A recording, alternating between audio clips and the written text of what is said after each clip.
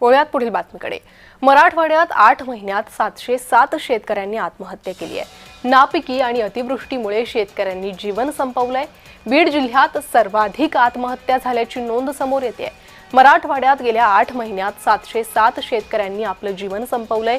बीड जिल्ह्यात सर्वाधिक 172 शेतकऱ्यांनी आत्महत्या केल्याची नोंद झालेली आहे।